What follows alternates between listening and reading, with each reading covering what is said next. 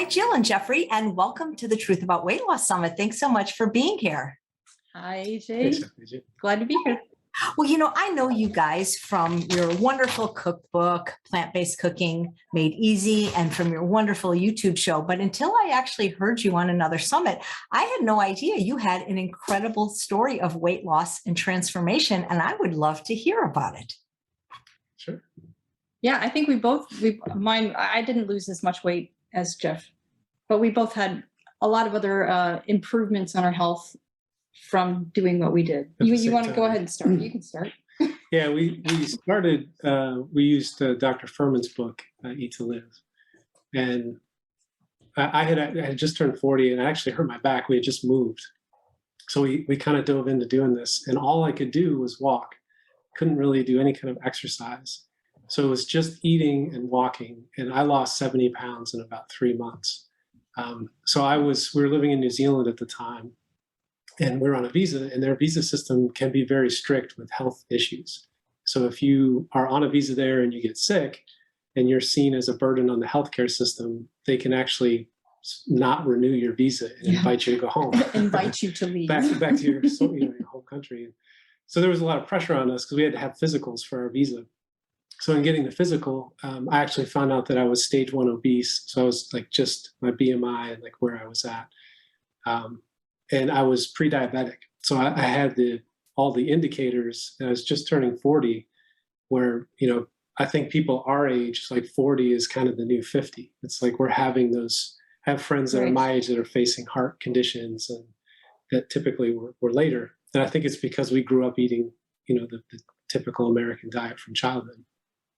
So we made the switch together. We kind of, dove in head first. And it was really remarkable, like how quickly I was losing weight.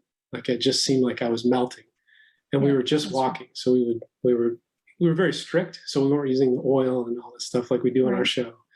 We weren't eating out, which is kind of our weakness when our weight does fluctuate. It's from eating out and all the oil and stuff they use in the food. But it was remarkable how fast it just seemed like the weight melted off.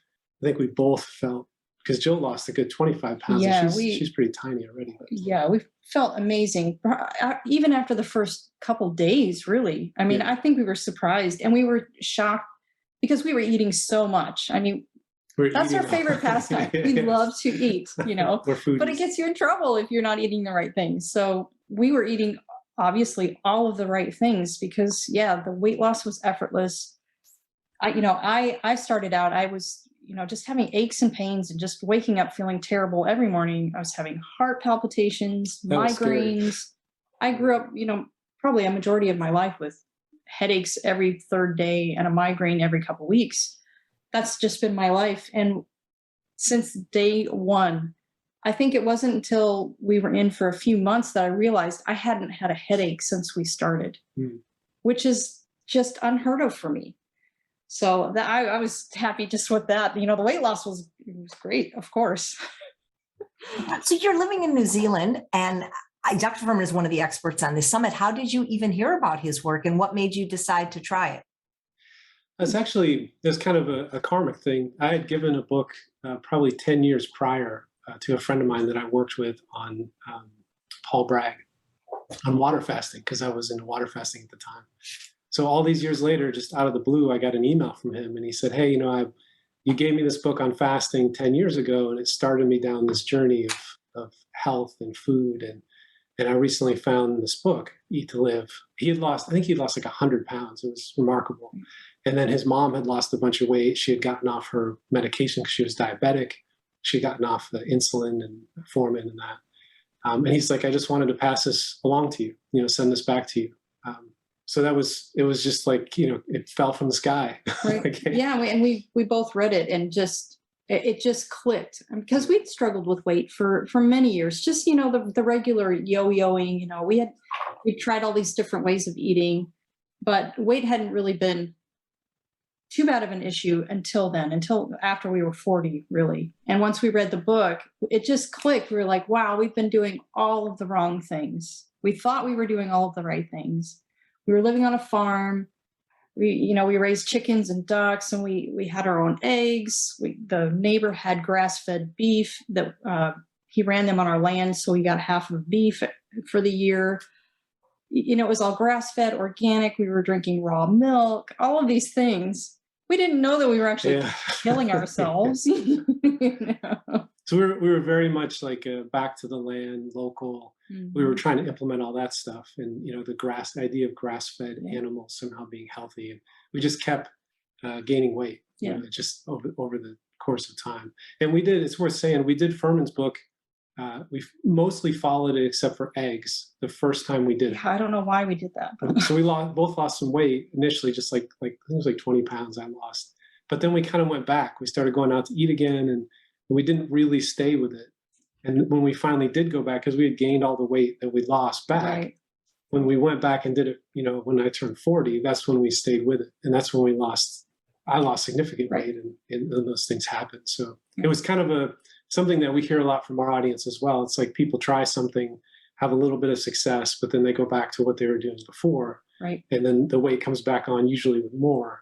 Right. You do that whole yo-yo thing. Yeah. And you really have to stick with it. Yeah. But I mean, like he said, we were really strict in the beginning, you know, and I think we're a lot looser now. But we know when we're overdoing it, you know, we'll gain a little bit back, but we're like, oh, you know what? I know where I'm overdoing it in this one area. I'm eating too much, you know, that's what we do. We have a cooking show, right? So I'm always experimenting and making cakes and baked goods, and our two daughters have moved out now. So it's just us. There's a lot of food to eat. And I hate throwing things out. So we end up eating too much. So you still have to be careful, you know.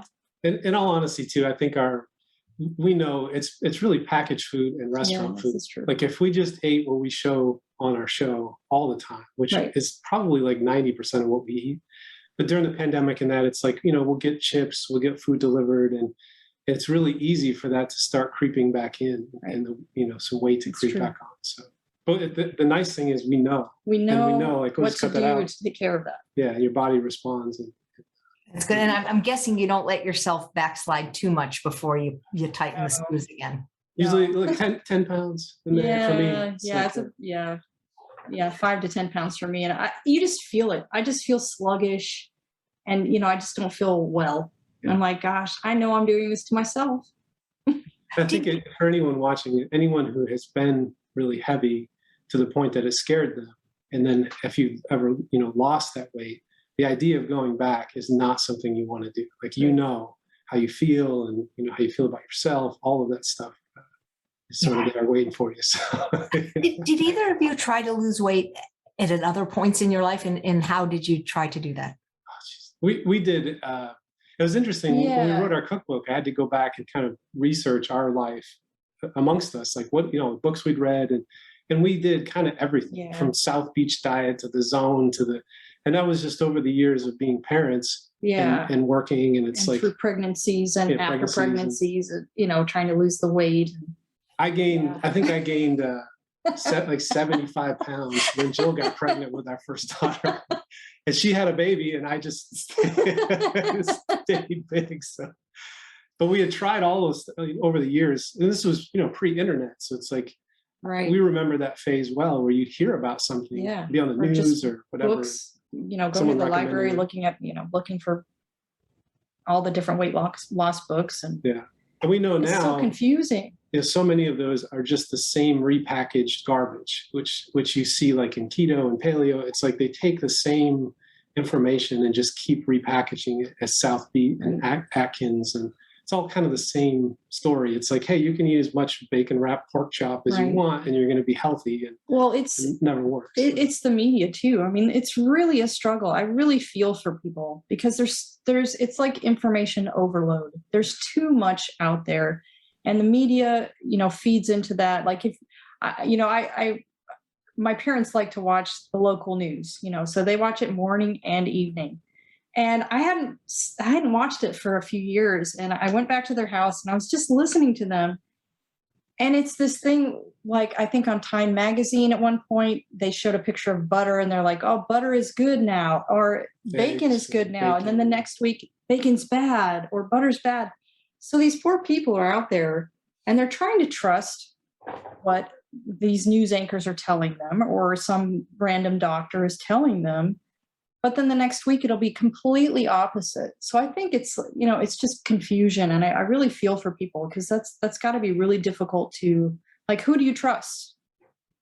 You trust Jeffrey and Jill from the Whole Food Plant-Based Cooking Show. That's who I trust. Why do you think that the whole food plant-based diet without using oil and sugar was so successful for you guys, whereas other types of weight loss programs that you didn't work long term? I know why it is for me. Yeah, I think ultimately it's because our bodies are designed to eat this way. Right. So when we talk about this a lot on the show, and when we do interviews, that when you find something that's true, that thing is a multiplier in your life if you implement it. So learning about plant-based and removing oil from our food, and as you do that, you see a multiple of the benefits of that, because it's actually true. It's not just some theory that only works in certain circumstances. And we've seen this in our audience from people all over the world, all different cultures, all kinds of people write us and say, man, I just went plant-based a few months ago. I can't believe how I feel. I'm off my medication. So that kind of truth, I think, has a lot of power in your life. And once you sort of touch that and realize it, that's why you want to share it. That's why we make the show. I think for me, it's the taste. I'm such a food junkie. Yeah. It has to taste good. So, when we started out, we focused on our favorite foods, because those are the things that when you start out, they're going to be in your head, and it's going to make you backslide. If you start delving into those again, or you have a cheat day or something, it's way too tempting to just backslide into those things. So we really focused on getting those down pat first, the foods that we know are our favorite, like vice foods. The recipes. Yeah. And get a recipe and just nail it, so that we know if you're really craving something, we'll make that. We'll make that thing. And it takes care of that craving. So for me, it has to taste delicious. Eating is 4 parts of our day. Yeah. I mean, 5 parts. Well, we recommend to folks on our show that if you focus on, I think Dr. Greger at one point, one of his videos said that most people make between 5 and 7 recipes at all. They learn a handful of things to make if they're not cooks, and that's what they make.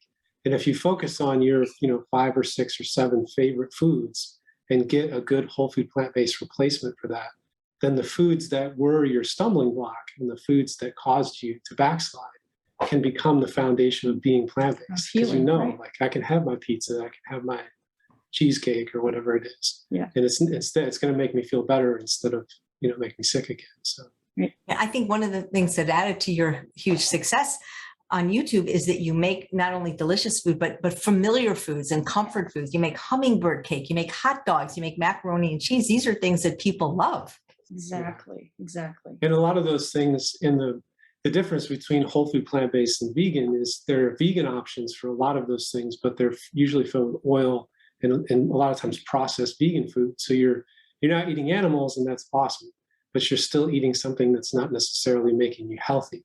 And to get that straight and have whole food plant-based options for those things, that really becomes the foundation. How long ago did you take this journey together? I think the show in January will be our 7th. 7 years, almost year. 7 years, yeah. And we started the show not too long after we did this, because it hit us so hard. Yeah. Jill was teaching classes in the public library in New Zealand for free.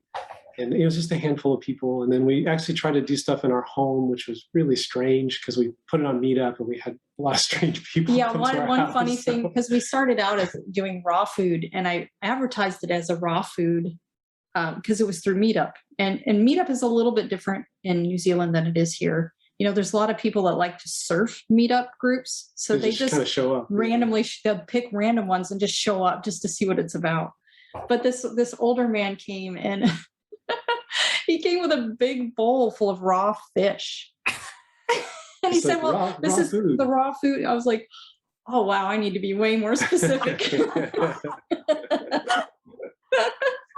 What did you do? Did you send them away or just be great? It's just like, oh, come on in. I'm like, anybody that, if you want, I'm not going to judge anyone for eating that, just whatever. But I was like, yeah, this is raw food. It's plant food.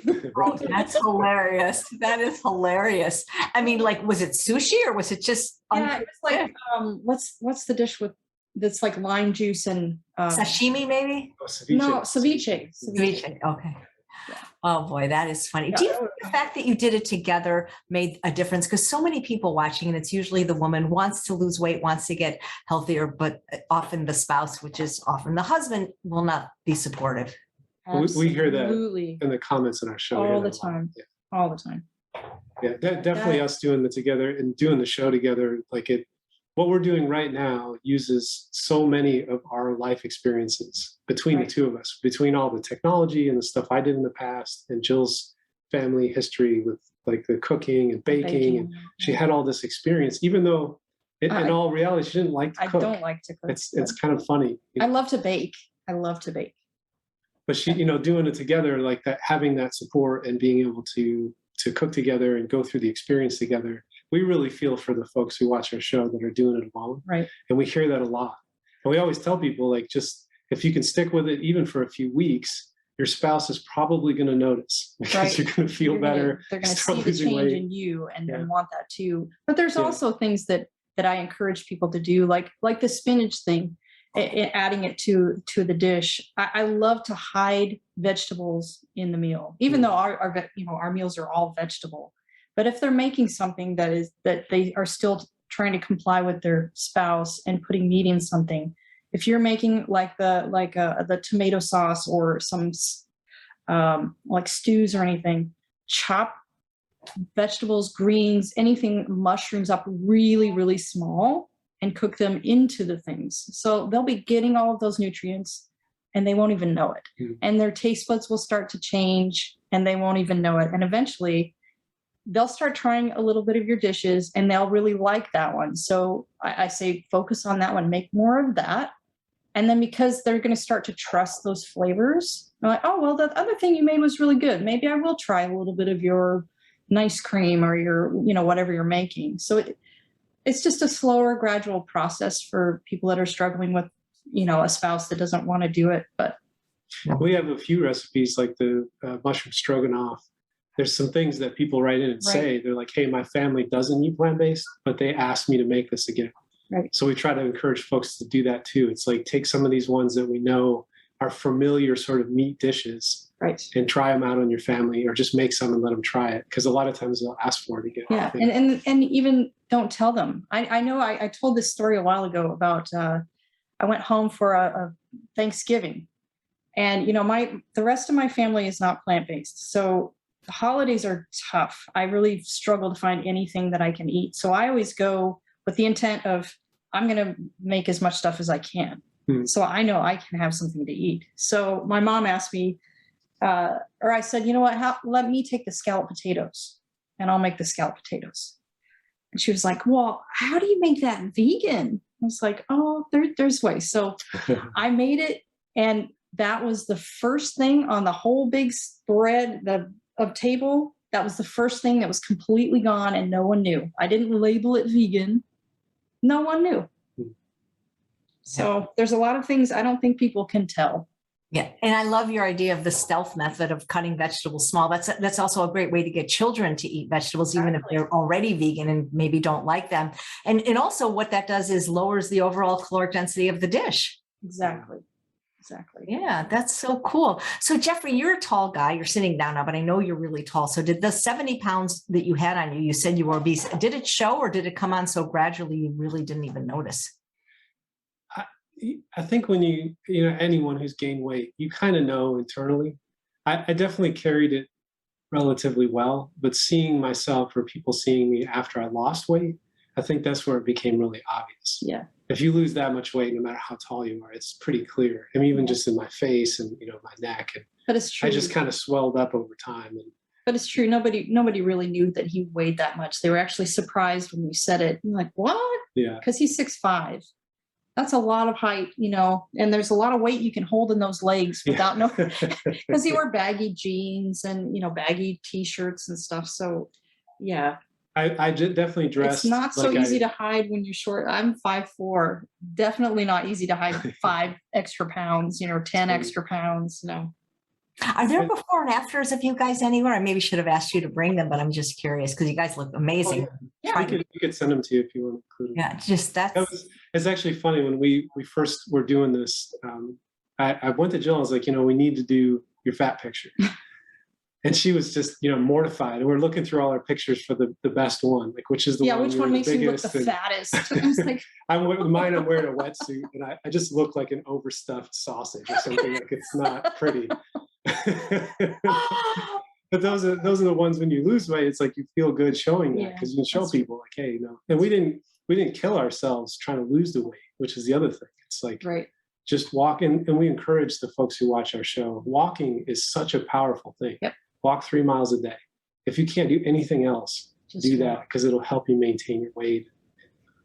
How you feel. Absolutely. You mentioned you were pre-diabetic up until you had to have that physical. Did you have any symptoms? Just crashing. I'd crash during the day. And I think that you convince yourself, a lot of people do with food, I think, like you eat and then you crash. And that's like the post-lunch crash and the post-dinner crash and the holiday food crash. And you don't realize really what's happening could be as it becomes a pattern. It's like every day at 4 o'clock, I'm zonked, I have lunch and I crash. And when that stopped happening, that in itself was surprising, just to feel sort of consistent. I still have a little energy dip in the afternoon, depending on what time we're going to bed and that. But the difference of eating and feeling good or eating and crashing or getting a headache I think those things, it just kind of built over time. And I was pre-diabetic, so my body was still functioning. It was just struggling. So, and having that just completely reverse and go away, where my blood sugar is normal now. And I did a fast. I went to Dr. Goldhammer's clinic. It's affiliated with True North. And I had such an amazing experience there. My daughter and I stayed there for 30 days. I did a water fast with her. She fasted for 14 or 15 days. I think I did 17 days. And being there that long, there's nothing to do. Like you have to stay. You can't leave because they don't want you to wander off and pass out or something. So you're just there. So we were there for 30 days. So we just made it a point to meet everyone. So we would sit in the lobby and meet people as they came in. And we'd meet the people or see the people we had met as they left because we were there long enough to see people come and go. It was remarkable to see in such a short time how much people would lose weight. They would get off all of their medications. People in their 80s, like the thing that I saw there was so profound. I used to joke with them, I was like, just set up a camera in the door and film people coming in and film them going out. Because it's such a remarkable change in such a short time. So when you add water fasting with a whole food plant-based diet, that's like a whole other level of what it can do for you.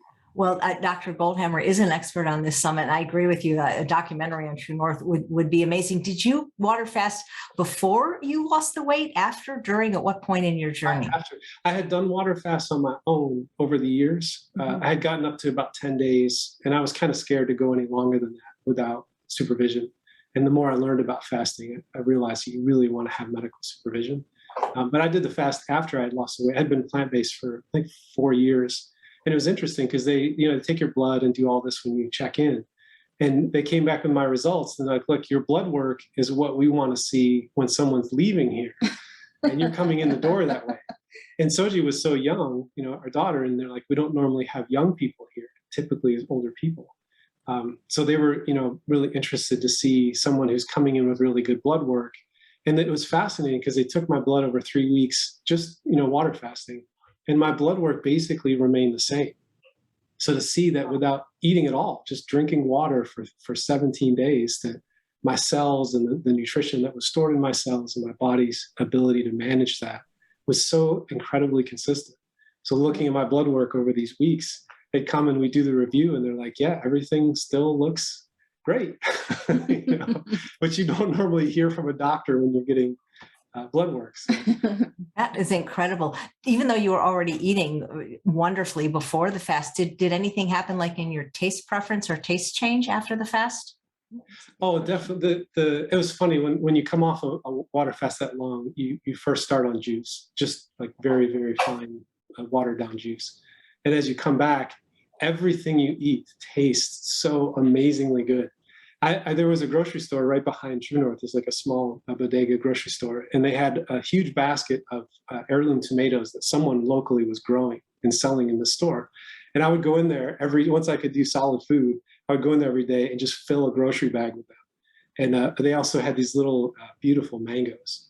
So we get 2 bags of these and go down the street. There's like 100-year-old cemetery. It's a beautiful cemetery. So my daughter and I would go down there and we just sit on the bench and eat this bag of tomatoes. They were so delicious. And so like something that simple could taste that amazingly good to you. Right. And, you know, as you get away from the fast, if you start eating like a lot of salt or processed food, you kind of lose that sensitivity. But in a very short time water fasting, like you can definitely increase your sensitivity to enjoyment of simple flavors. foods. An apple.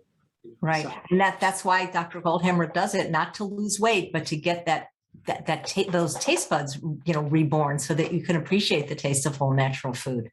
Yeah, that's something that people, I think people don't really believe when they hear someone say, like, the thought of eating meat kind of grosses me out now. And I used to eat brisket, and, you know, I actually carried a liver directly from a cow. We had it slaughtered in our yard.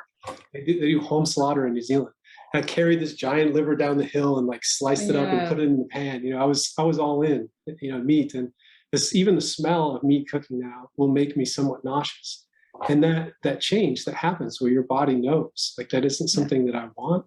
A lot of people don't believe that until they experience it. Right. And I saw a lot of that. Surprise. Yeah, it's a surprise when you first, because I know cheese. I think we went to it was some live concert in the park or something, and they had a bunch of food trucks, and you have to walk past all these food trucks to get to the music venue. And we walked by, and, you know, of course, there wasn't anything vegan there. It was all just like meat stuff. And the smell, it was so overwhelming. I was just like, wow, oh, wow. Oh, I feel like I'm going to throw up. I'm like, wow, I've never experienced that before. Just the smell of meat cooking. Yeah. It's bizarre. Yeah, things can change. Was there anything from your previous way of eating that you missed that was difficult at first when you adopted a whole food plant-based diet, or that you haven't been able to recreate yet on your whole food plant-based cooking show? Sugar. That is a good sugar. I mean, for we have sweets and stuff on our show, but I've definitely still, if I allow myself to eat processed food with sugar in it, it sets me off. I start craving sugar, and it's very quickly where I'm craving it, you know, throughout the day. So if we're doing dates and doing the stuff from our show, it doesn't happen. But if I let myself, if we go out somewhere and have a dessert, you know, vegan dessert or something, and there's sugar, that by far has been the most challenging thing for me. I don't know what mine would be. Gosh, that's chips. Oh, I chips. think, yeah, chips for sure. I still have not been able to crack that one. I think that I'm a cornbread, you know, I'm a Nebraska corn-fed person, so that corn just speaks to my soul. That's hilarious. I just, you know, I don't know if most of your viewers are women, but I mean, Jeffrey's story is so compelling. I wish more men would see this and give this a chance, or at least support their wives for a short period of time and give them a chance to succeed. Absolutely. I have a circle of friends, guys that are my age that are married, and it's interesting because they've approached me for help to go plant-based, but it's only after they've gotten sick. They've gone to the doctor and had their blood work done. They've had some kind of cardiac scare, or their blood pressure. My one friend, his doctor was like, you are literally going to pop. Your blood pressure is so high. And then they get serious. Whether or not they stay with it, you know, that's another story. But it's completely flip-flop because their wives don't support eating that way. Yeah, in those instances, they don't. Like, what? It's such a surprise that both of these guys came to it first. Well, I think addiction is very powerful, and it doesn't matter what the sex of the person is. People have a hard time letting go of, you know, sugar, fat, and salt and animal products. I do think too, for men, that there's an added element of just like weightlifting. If you watch plant-based stuff online or vegan stuff online, when the men are involved, there tends to always be that extra layer. It's like you got to be pumping iron and be, you know, jacked. And I think my story is somewhat different in that way. That, you know, I do yoga and we do exercise, but I'm not, you know, super jacked from weightlifting. It's all about protein replacement. Yeah, all into the protein. How much, you know, pea protein do I need to, you know, pound into my body every day? It was never about that for me. But I do see that in the plant-based world. And I think there is definitely space for just some sort of a normal guy that's like, just want to be healthy. Well, I think the one thing too with the spouses, most people that watch our show, I feel like, come to whole food plant-based because they already have a health issue or they're sick. And that, you know, even, I mean, what he said before, that the 40s are the new 50, or did I say that backwards? No, 40s. Right. We're starting to have these health conditions earlier and earlier, but I think it's not until those things hit that most people make it to the whole, they may become vegan before that because, it's a little more trendy, or it's a younger crowd because there's all this vegan junk food available and stuff. But it's not until you get older that you start having the health issues that are really life-changing type of health issues that you have to make a change. There's no choice. And the same with True North. Many of the people that do come to whole food plant-based, especially when they're older, it's because they're so sick. And True North was the perfect example. People were facing, quadruple bypass surgery, and they're like, I'm going to go do this fast thing and just see if it's going to help me. My last because I'm so scared of surgery. Yeah. So it's like, all that pressure just to get that extra step to change. And the young people, I think, that we see in our show in particular, they tend to have been ill or known someone, you've been close to someone who was really sick, and plant-based, did change their life in some way. And that does seem to be the norm. And it's unfortunate that people wait until there's something happens, a diagnosis. It's sort of like, imagine if you waited until you went bankrupt to start saving money. Exactly. It's the same. Which is also what we do. But luckily it's so simple, and it can change so quickly. We try to tell folks, like when we do interviews on the show, that if you go whole food plant-based for real, like we're talking about, you actually need to talk to your doctor if you're on medication, in particular like blood pressure medication and like metformin, because you'll end up with too much medication very quickly. You'll be over medicating yourself, and as your blood pressure drops from what you're eating. So a lot of folks are just like, yeah, I'm going to do this and I'll get off my medication. And it's like, you really have to be careful and step that down, have someone help you step it down to get off of that. I don't think people realize that results are pretty typical on a whole food plant-based diet. Right. That's what Dr. Goldhammer used to joke. He's like, obesity, high blood pressure, heart disease, give me something hard. Oh. I appreciate what you said about restaurant eating, because if you just eat your own food, which I know is delicious, I've made some of your recipes, and you can eat as much as you want. You don't have to worry. You mentioned that it's always the restaurants that packs on the pounds. And I don't think people realize how much oil and sugar and salt restaurants use as opposed to what you would use at home. Yeah, I think you're right. It's the oil, mainly the oil and the sodium. If you saw how much salt gets added, I mean, I watch other cooking shows and stuff, and I watch them do the fancy sprinkle with the salt, and I'm estimating how much they did that in the beginning when they were cooking the onions and the whatever, and then in the end they do it again, and I'm like, wow, that was like that was a lot of salt, and on top of some of the ingredients already having salt in them. But the oil too.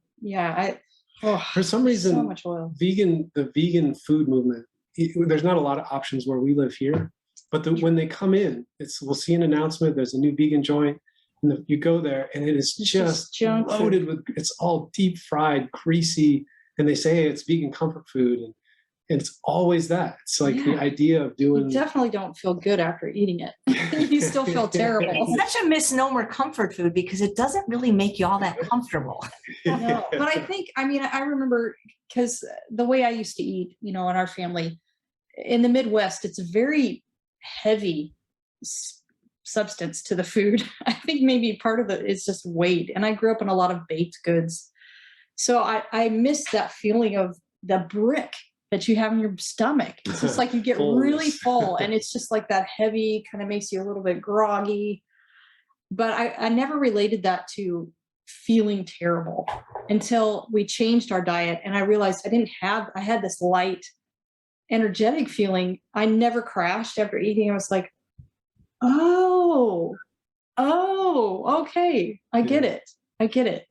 And I'd say sugar too. I know restaurant food, they tend to use a lot of sugar in anything that they're making, in particular, I think, in America. That's right. Sugar, fat, and salt, what I call the evil trinity. What would you guys say to somebody that's given up hope that they could ever be successful at losing weight? Oh, wow. Has given up hope? We actually started doing interviews on our show instead of just the cooking show, because people's testimonials, what we found is anyone who's done this, no matter what they're doing, has such an extraordinary story. We were interviewing Right. Terry and Angel. They started a cooking channel because they went plant-based, and Angel saved Terry's life. Really, he had heart disease, and now he's reversing his heart disease and documenting his story. And I think to watch some of those kind of interviews, because you see there, I've seen people who are in their 80s and people who are in their 70s and people who are in their 30s, and like this huge range of all kinds of people. And it works And for they make everyone. these changes, and it works for everyone. I have yet to see someone that actually implements these things, that it doesn't have that kind of impact. And I think too, because this is such a different method. Like say you're trying South Beach, or you're trying the Zone or Paleo. It's the kind of the same foods that you're used to eating. They implement, which is part of the problem. This is so different. You're changing almost everything about the way you eat. And I think once people really get into it and find foods that they absolutely love, they don't want to go back. Yeah. Like the desire goes away because You you're realize you're not feeling so missing. good. Yeah. So yeah, I think it's easier to stay on the path of the whole food plant-based thing. And even the if fact you're that super craving something and you're not finding that satiety is in the whole food plant-based stuff, you still have the vegan option. Like if you're really missing ice cream, you can have ice cream occasionally. If you just can't get past it in your head, it's okay to have a little bit of that. You mean vegan? Yeah, vegan ice cream. Yeah. And know that it's not cheating. I would say too, and this is just my own personal experience, you have to know that you're going to need to learn how to cook a little. Right. And it's funny, I started cooking my way through our cookbook because I'd always film the show, I do other stuff, but Jill's always doing the recipes. And I had a few things that I would make, but I'm just eating. I'm enjoying all this food. And I saw there was a guitar. I play guitar, and I was taking lessons from online. And this guy had been teaching for like 25 years. And he said, I had forgotten how hard it is to learn guitar. So in his course, he actually flipped the guitar over and learned to play guitar with the opposite hand and filmed himself so that he could remember, like, this is what people go through. Your fingers hurt and your coordination. And that really struck me. Like, I should do that. Here we are making the show, but Jill's doing all the cooking. And it's been such a cool experience to realize that I can walk into the kitchen and think of something of all the stuff we make that I like and make it. And every single time so far I've done that, it's just come out amazing. I measure, like I follow the recipe. Unless now I'm starting to make better new stuff. than me. I'm just Yeah, like, Jill doesn't measure a whole lot. But and then like I went and stayed with a friend of mine, and I cooked for him for like 5 days. We got a hotel, the kitchen and stuff, and because he was having some real serious health issues. And after 5 days, he was losing a pound a day. And it completely, we just watched documentaries and we cooked.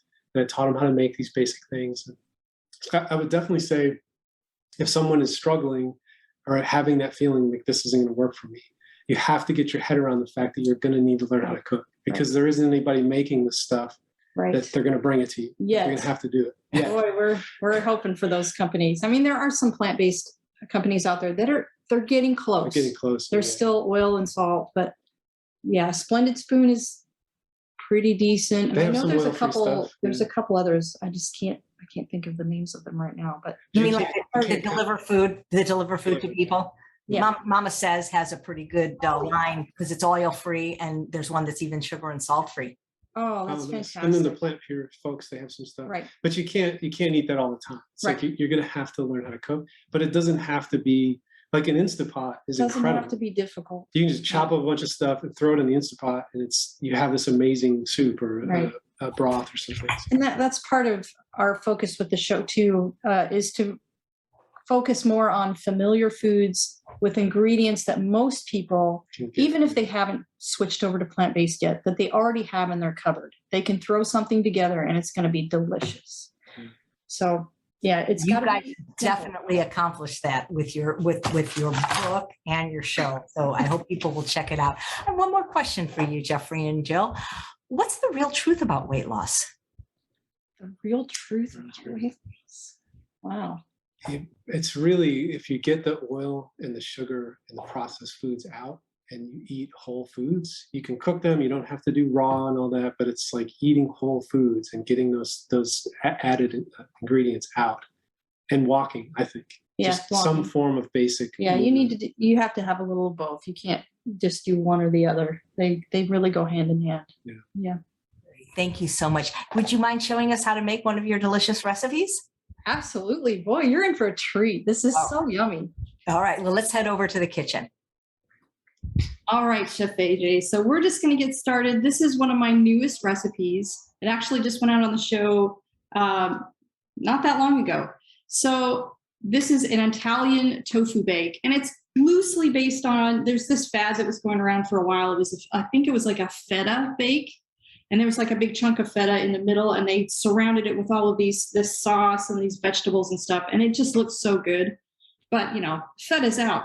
So I'm like, what can I do in place of that? I'm like, let's just try tofu. And it works so well. We've eaten this so many times because we are in love with it. So that is what we're making. It sounds delicious. So we're just going to jump right in. Got my burner. I'm using this, tabletop burner. They're not the greatest, but we're just going to roll with it here. So I'm going to start with a whole onion, just a red onion that I've diced pretty small. And I've got just a package of an 8-ounce package of sliced mushrooms. And a whole red bell pepper diced. And I like to cook them together because we don't use oil when we're stir frying. I hope you can still hear me over this burner. So we don't use oil, but when you cook mushrooms, as all of you probably know if you've cooked mushrooms before, as they cook, some of that liquid starts leaching out of it. So that is what keeps the onions from sticking or the red peppers from sticking. But if they do start to stick, I always have a little container of water close by. All you have to do is to sprinkle a couple tablespoons of water in there, and it comes right off. And that's good for deglazing the pan too. It's perfect. And it's also better for washing dishes. You don't have to have any of those oils. When you cook without oil, this stuff just comes right off. You soak it a little bit maybe, and it comes right off.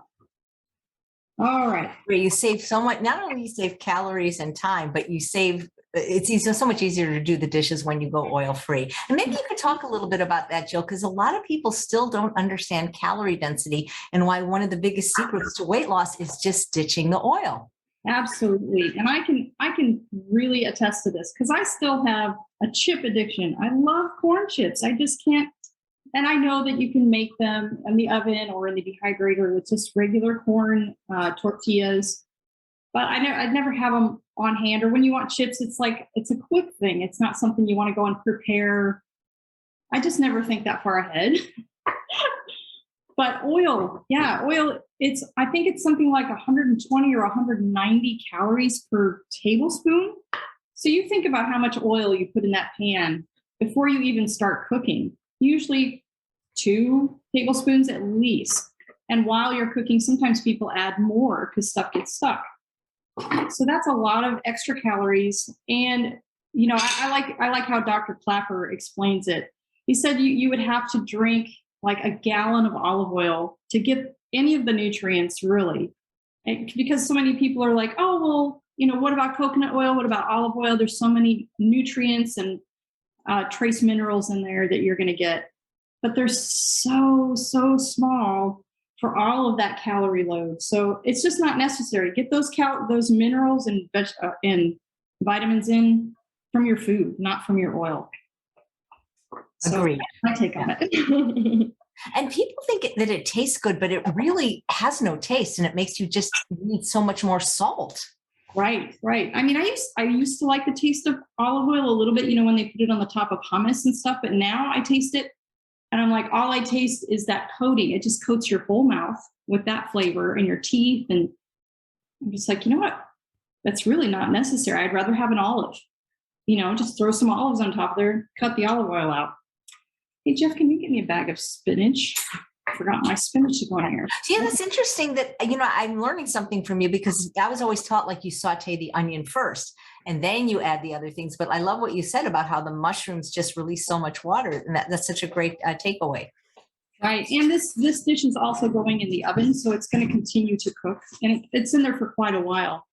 But yeah, this really does, I've been doing this for a long time and it really does so well. It saves a lot of time. Yeah, I need to open that. You get the drawer block here. Oops.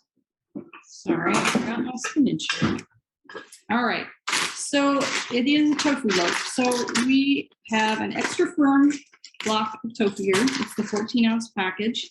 And what I like to do is I like to cut it, if you're seeing it like this, I like to cut it in half this way, so the top down. So you're going to see 2 slabs of that in your pan. And to get it to soak even better, I like to poke holes in it with a fork on both sides so that the sauce, because we're doing a tomato-based sauce that it's going to be baking in, so that it can soak up as much of that as possible.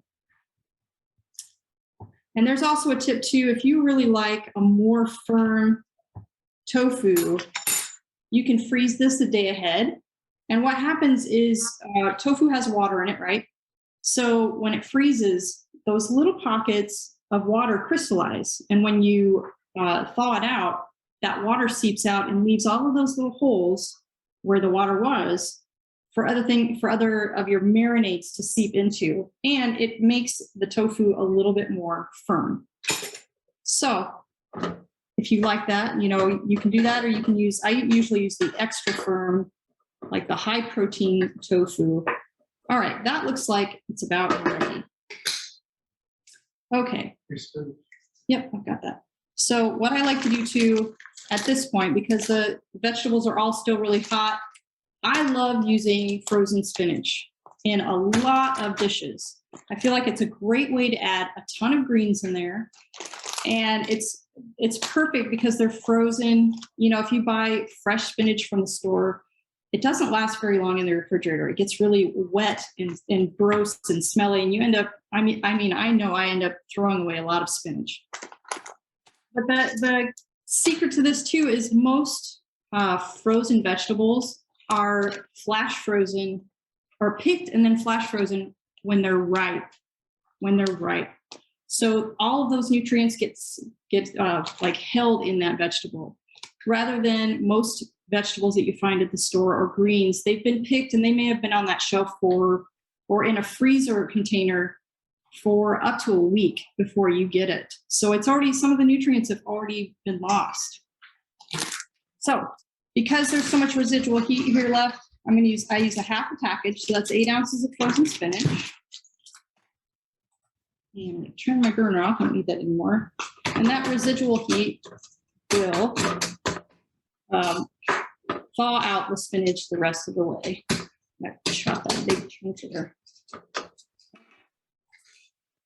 So our tofu is ready. We already done that. And let's see. So this needs to be this big block in here. I usually have it out on the counter already. There we go. Okay, so we're just going to pour the rest of the things in there. So I have a can of crushed tomatoes. And this is a no salt tomatoes. I like to buy them with no salt added because that just lets you be the one in control of the sodium level in your food. Now, I know a lot of you out there are salt-free. We're almost salt-free. We still use a little bit. I use a little bit of Bragg's liquid aminos or tamari sauce sometimes. But you still want to keep your foods a little bit lower in sodium. And with the canned stuff, there's a lot of hidden sodium in there. So it's a lot of extra sodium that you don't need.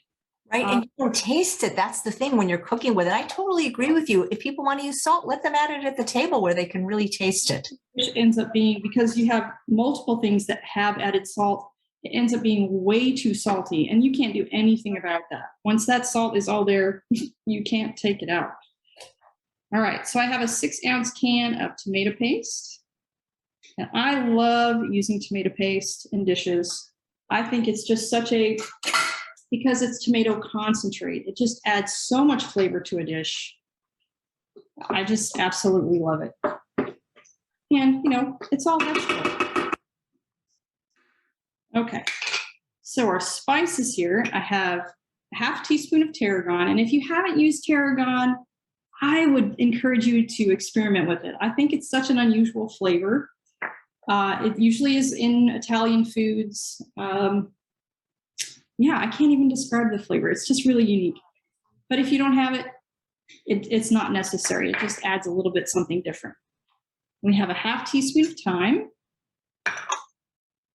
a teaspoon of oregano, and a teaspoon of basil. And I forgot my garlic is still sitting here. I was going to throw that in there, but there's 3 cloves of garlic and 1/4 of a cup of Kalamata olives that are diced up really fine. So I'm just going to throw that in there. I'm not going to worry about the garlic because it's going in the oven. It's going to cook that the rest of the way. But it would have been better to cook that a little bit first. But we'll survive. We'll survive. Then I have a 1/2 cup of vegetable broth. And this is a low sodium vegetable broth also. And then a 1/2 cup of red wine. And the red wine, I like to use red wine in my red sauces just for another depth of flavor as it cooks, because as it cooks in the oven, it's going to bake off any of that alcohol. So you don't have to worry about the alcohol part. But if you don't cook with red wine, you can always just use a little bit more vegetable broth and it'll work just the same. Okay, so this doesn't have to cook on your burner. I'm just using this pan to kind of get everything mixed up. I'm ready to go. I'm just stirring it together. And I already have my oven preheated to 400 degrees. Okay, and I have a pan already prepped here, a baking dish, a 9x13 casserole dish that we're going to put this in. So we're going to scoop a little bit of that sauce first into the bottom so that the tofu has something to sit on. So it can be soaking up those juices from the bottom too. And then we're going to put our tofu slabs on that. I'm going to slow down there a little bit. And then the rest of that sauce just goes on top. Boy, I tell you,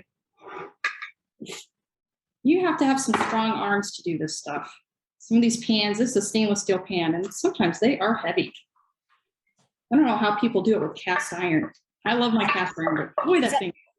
Is stainless steel your favorite kind of cookware? Because a lot of people that are new to this idea of not using oil wonder what's the best kind of pan to saute with. Absolutely. Yeah, I don't use nonstick at all. I have a nonstick griddle for making pancakes occasionally, but we really don't use it that much. I do prefer stainless steel. These are All Clad, which is a great brand. They are a little bit more expensive, but we've had these for, I don't know, 5, almost 6 years, and they're still amazing. There's hardly any wear on them. And I feel like by using just a little bit of the water sauteing, nothing sticks to these guys, really. You can't make pancakes in it, of course. You know, you can't. Pancakes are tough. Unless you're, yeah, you really got to use a nonstick or, I don't know, a lot of oil in a cast iron maybe. I don't know. I've never had any luck with that at all. Okay. So I'm going to set this aside for a second. And I'm going to move some stuff out of the way because there's another creamy sauce that's going to go on here. It's super delicious. Ooh, that's hot. When I do this show, I can edit this out, right? And I can move stuff around and I'm like, oh, and now I need my blender. So I just move everything around. But that's okay. So this, it is a creamy type of sauce, but we're not, typically the creamy sauces in vegan or plant-based foods are made with nuts, especially cashews. But we're not going to do that today. We're going to try to keep this pretty low fat so that, you know, it's a good thing if you're just starting out on your weight loss journey. This one's it's pretty low fat. I mean, the tofu still has some fat to it, but you're not going to be eating a whole bunch of tofu in one serving. So my creamy sauce, if you're trying to avoid nuts, oats are a great alternative because they have like a natural thickener in them. When you grind them up and blend them up, as it sits, it's going to start to thicken.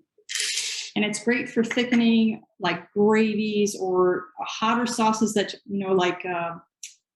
like Alfredo sauces and things like that. If you want to cut back on the nuts, you can always replace half nuts and half oats. It works wonderfully. So that was 1/4 cup of oats, just regular rolled oats, 1/4 cup of nutritional yeast, 2 teaspoons of Dijon mustard,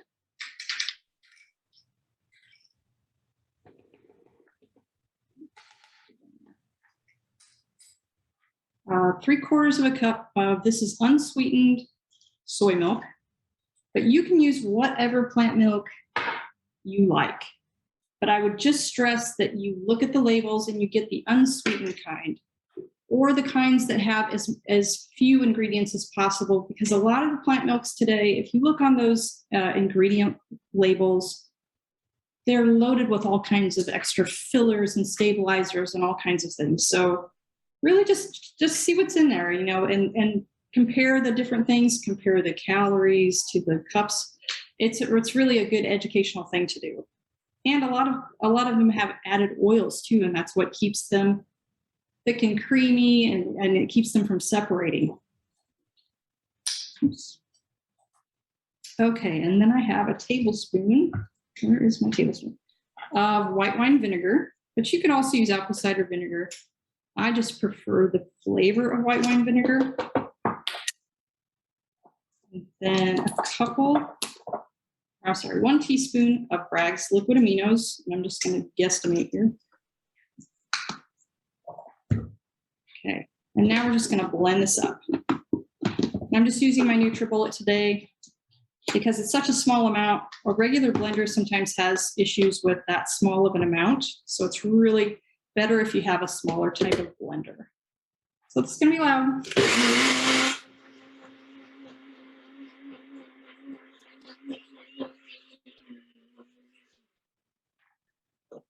Okay, that's it. I'm going to bring my baking dish back over. I really love this dish because it's getting colder outside for almost everybody in this country. And you really want something comforting and warm, other than a soup. I love soups, but I get tired of soup. So this is a good thing that you can have. We're just going to pour it over the top. And I'm just going to kind of stir it in just a little bit, which you don't have to do. But if you don't, the top gets a little brown and it forms a little bit of a skin on the top, and it's not always quite so appealing. So I just kind of stir it in just a little bit, just so it can soak in more of that tomatoey flavor. Okay. And then we're going to pop it in the oven. So like I said before, I've got my oven on 400, and normally I would put this in for 20 minutes and then I would put the creamy sauce on the top, but you can do it either way. So I'm going to put it in for 30 minutes. Okay.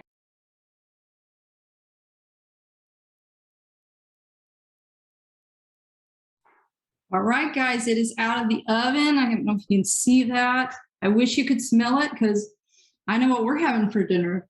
Oh, it smells so good. Oh, and it tastes amazing too. I absolutely love it. And I had Jeff go check for me. I found some of our fat pictures. Maybe before pictures is a better word. This is me before yeah, I think it was right before actually. And then Jeff's in his wetsuit. Now you can see that. Yeah, I mean, even though he carried it well, it's like it was all like right around his abdomen. All around his stomach. But he's 6'5". I'm 5'4", so I can't hide it as well. But Jeff is 6'5". So, he can hide it until you put on a wetsuit. That is just, you guys have such an incredible story. Now, Jill, that makes a lot. You're 2 people. Would you be able to freeze some of it? I haven't tried freezing it, but we love leftovers because this reheats so well and it's so delicious. This will be dinner for one night and then probably 2 days of lunch leftovers. So, because I don't like being in the I do have a cooking show, but I don't love being in the kitchen all the time. So having stuff that's already ready in the fridge, or if you're working out of the home, this is a great thing to pack in your lunch. So yeah. You maybe serve it with a salad or some vegetables. Yeah, we actually eat this. You can eat it over pasta or baked potato or rice even. I love wild rice. And that's my favorite way to eat it, is over wild rice. Nice. But will there be some green, like a Oh yeah, you could have a side of greens or a salad. Yeah. That looks absolutely amazing. Do you do any batch cooking yourself, or just because of you having the show, you're always cooking anyway? Yeah, there's always stuff cooking in here. So I don't do a whole lot of batch cooking. Yeah. Yeah. But you have the tools to do it if you wanted to. I'm sure you have an Instant Pot, maybe in an air fryer. Yes. Well, I guess maybe batch. I mean, we try to make a soup in the beginning of the week. So, a big pot of soup, and usually I'll portion out half of it and freeze it. So I guess that's kind of batch cooking, right? And then you have that, 2 or 3 evenings or for lunches during the week. Right. Any advice on just to get people to inspire them to just start cooking some of your delicious recipes? Let's see. Yeah, I mean, just jump in. I would say some of our favorite meals are the peanut tofu sauce. It's a peanut sauce. Or the West African peanut sauce. It is just phenomenal. And I've fed this to so many people, whether they're plant-based or not, and they just fall in love with it. And of course, any of my baked goods are a true win. The Thin Mint cake is delicious, and the Oreo cake, even though there's no Oreos in it, there's no Thin Mint in it, but it tastes like that. And then Jeff is saying the mushroom stroganoff. It's absolutely delicious. And we probably had more people that weren't plant-based comment on it than were, that just are absolutely in love with it. So just try a couple. What do you got to lose? Well, thank you, Jill and Jeffrey, for making whole food plant-based cooking not only easy, delicious, but weight loss friendly. Great. Thank you, AJ. Take care.